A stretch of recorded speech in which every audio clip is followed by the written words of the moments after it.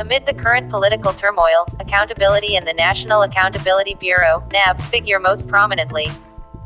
On the one side is a passionate section of the population eager to punish and even hang anyone who, in their opinion, has plundered national wealth.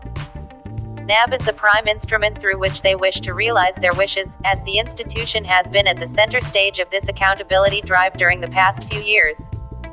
On the other hand is a sizable and growing lobby which believes the accountability process is not just an even-handed and is turning into a tool of political victimization.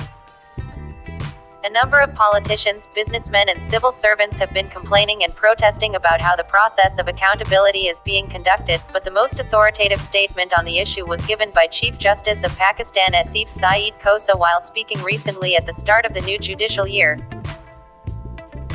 Mincing no words, he said, "We feel that the growing perception that the process of accountability being pursued in the country at present is lopsided and is a part of political engineering, is a dangerous perception and some remedial steps need to be taken urgently so that the process does not lose credibility. The recovery of stolen wealth of the citizenry is a noble cause and it must be legitimately and legally pursued where it is due, but if in the process the constitutional and legal morality of society and the recognized standards of fairness and impartiality are compromised, then retrieval of the lost constitutional and legal morality may pose an even bigger challenge to the society at large in the days to come." It was very surprising that despite the fact that these powerful words were spoken by the country's topmost judicial authority at an important event, the concerned institutions did not take much notice nor was there much of a change in NAB's conduct.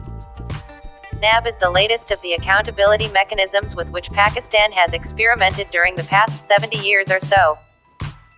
In the initial few years, its performance and political neutrality remained above board, that is, until Gen Pervez Musharraf, at the beginning of whose tenure it was set up, acquired political ambitions of his own.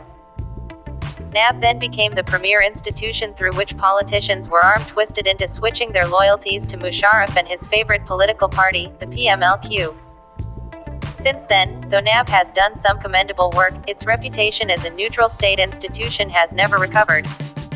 Settling political scores has been the real objective of accountability mechanisms in Pakistan. NAB is not the first such institution which has been blamed for one-sided accountability and political engineering in Pakistan. This country has a long history of enacting laws and creating institutions ostensibly for the sake of accountability but whose primary aim was to target a particular section of society, especially the one which was not on the right side of the government of the time.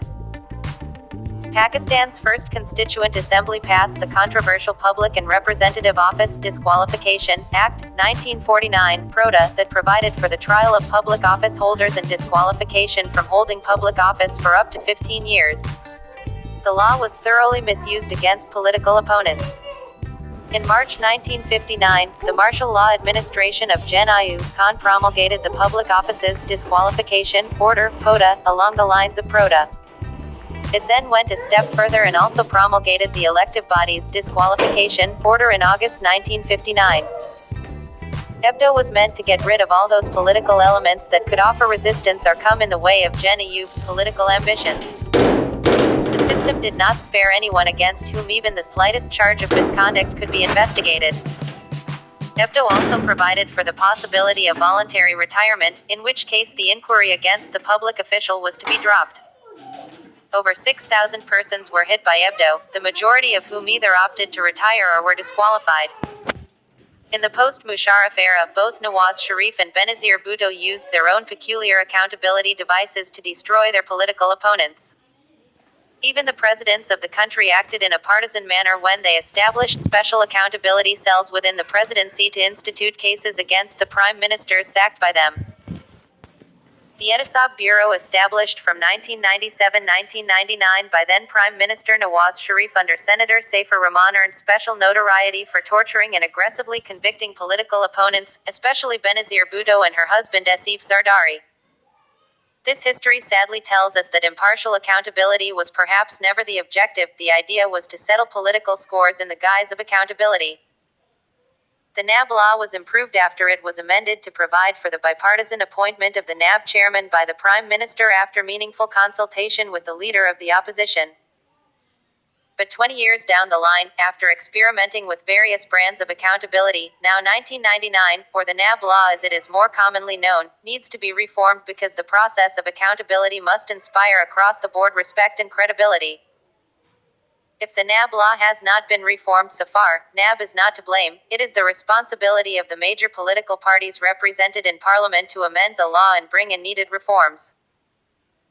The PMLN and the PPP had agreed on these reforms in their Charter of Democracy, but during their terms of government between 2008-2013 and 2013-2018, they failed to amend the law.